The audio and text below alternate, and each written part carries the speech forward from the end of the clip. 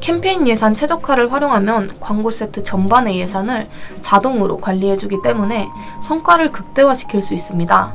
온 해주시고 미리 생각해놓은 예산을 입력해주시면 되세요. 저 같은 경우엔 논타겟과 리타겟으로 그룹핑하여 A/B 테스트를 하는데 처음 한 달은 총 예산으로 전체적인 예산만 잡아두고 그 후에 체크해서 더 효율 좋은 그룹의 일일 예산을 높게 책정합니다.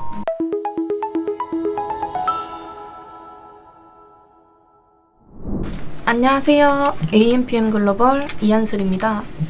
오늘은 가장 트렌디하고 각광받는 플랫폼 SNS 마케팅에 대해 설명드리고자 합니다. 목차로는 첫 번째, SNS 매체의 장점에 대해서 간략하게 소개드리고 어떤 식으로 세팅을 해야 유의미한 데이터를 쌓을 수 있는지 세팅법을 공유드리면서 교육 마치도록 하겠습니다. 오늘은 트래픽 캠페인 세팅법에 대해서만 설명드릴 예정인데 혹여나 요청이 들어온다면 픽셀 설치하는 방법이나 다른 캠페인 세팅법도 2강으로 가져올 테니 참고 부탁드립니다. 페이스북 국내 이용자 수는 약 1,700만 명, 인스타그램 국내 이용자 수는 약 1,100만 명으로 전환율 높은 사용자가 44%나 분포하고 있는 플랫폼입니다. 가장 왕성한 구매 활동을 하는 세대는 20, 30대입니다. 이들이 대상인 매체로 광고를 집행한다면 더 효율적인 마케팅 효과를 기대할 수 있겠죠? 지역, 나이, 성별, 결혼 유무 등등 특정 관심사를 기반으로 타겟팅 설정이 가능하며 도달, 전환, 앱 설치, 웹사이트 방문 등 다양한 광고 목표를 설정할 수 있습니다. 또한 좋아요와 댓글을 통해서 자연스러운 빠른 확산과 브랜드의 인지도를 구축할 수 있는 매력적인 매체입니다. 좋아요와 댓글을 보고 고객들의 실시간 반응을 파악할 수 있고 포털 사이트 대비 저렴한 금액으로 광고 운영이 가능하다는 장점이 있습니다. 또한 자사몰에 픽셀을 심어서 광고에 활용할 수 있는데요. 여기서 픽셀이란 전환 스크립트라고 생각해 주시면 됩니다.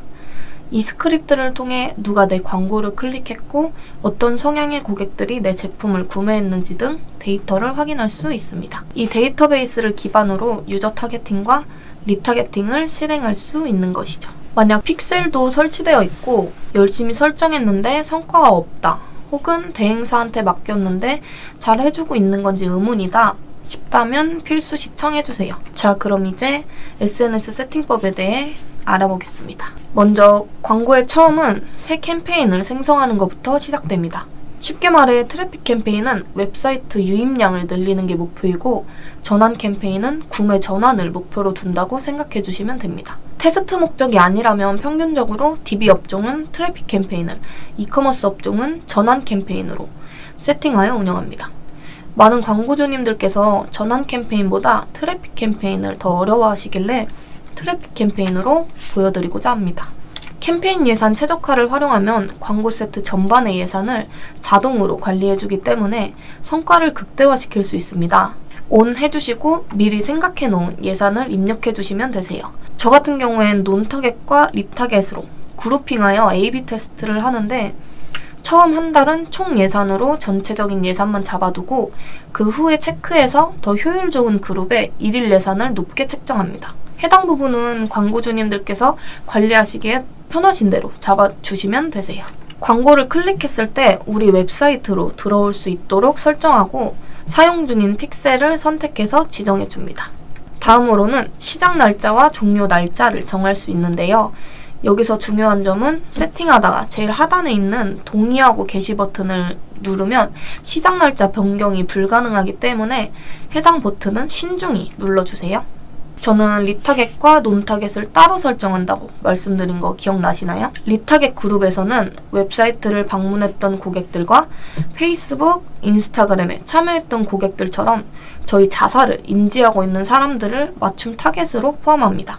유사 타겟은 말 그대로 기존 고객들과 유사한 특징을 지니고 있어서 우리 비즈니스에 관심을 가질 가능성이 높은 사람들을 의미합니다. 유사 타겟은 너무 넓지 않게 2에서 3% 정도로만 설정하여 세팅하는 것이 좋습니다. 팁을 하나 드리자면 15일 이내에 자사 제품 구매한 고객들은 제외시키는 방법도 있습니다. 어제 샀는데 또 살 가능성은 적으니까요. 만약 맞춤 타겟을 더 다르게 많이 하고 싶으시다면 새로 만들기 클릭하시고 여러 개 만들어서 세팅하셔도 됩니다. 우측에 설정한 타겟은 장바구니에 담았다가 구매 안 한 고객들에게 광고가 노출됩니다. 논타겟은 말 그대로 타겟팅이 안 들어가는 거라서 상세 타겟팅에서 우리 브랜드와 성향이 비슷한 관심사들을 가진 사람들만 넣어놓고 운영합니다. 자동 노출 위치를 선택하면 자동으로 예산을 최대한 활용하고 광고 노출을 개선할 수 있기 때문에 수동보다는 자동으로 설정하시는 것을 권장드립니다. 이제 광고 구성 방식을 선택해야 하는데요.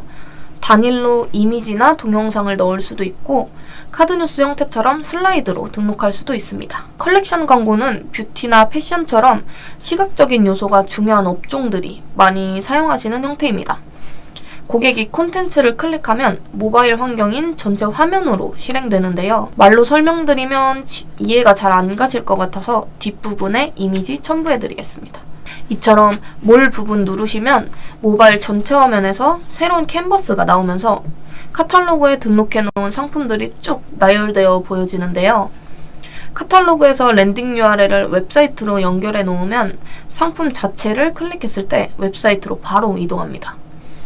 컬렉션은 일반 구성보다 눈에 잘 띄며 다양한 상품들을 원클릭에 보여줄 수 있다는 점이 강점인 구성 방식이니 조금 어렵더라도 한 번쯤 세팅해보시는 것을 추천드립니다. 카탈로그 생성할 수 있는 커머스 관리자는 비즈니스 설정에서 모든 도구 누르시면 들어가실 수 있습니다. 세트단에 광고 상품이 등록되어 있다면 그냥 불러오기만 하면 그만이지만 그게 아니라면 좌측에 카탈로그 밑에 제품 클릭하시고 수동 추가하셔도 무방합니다. 연동되기까지는 시간이 조금 소요되니까 잠시 지난 후에 다시 확인해주세요. 해당 절차까지 다 하셨다면 다시 광고로 돌아와서 인스턴트 경험 만들기를 클릭한 후에 앞에서 등록한 카탈로그를 찾아서 연동시키면 세팅 완료입니다. 웹사이트 딥링크는 비워 놓으셔도 되며 추적 부분에 사용 중인 픽셀을 넣어서 지정해주세요. 최대한 간단하게 정리하여 설명드렸는데 이 영상을 보신 분들에게 최대한 도움이 되었으면 좋겠네요. 하시다가 모르는 게 생기신다면 언제든지 문의 주세요. SNS 마케팅 교육을 마치도록 하겠습니다. 좋은 하루 되세요. 감사합니다.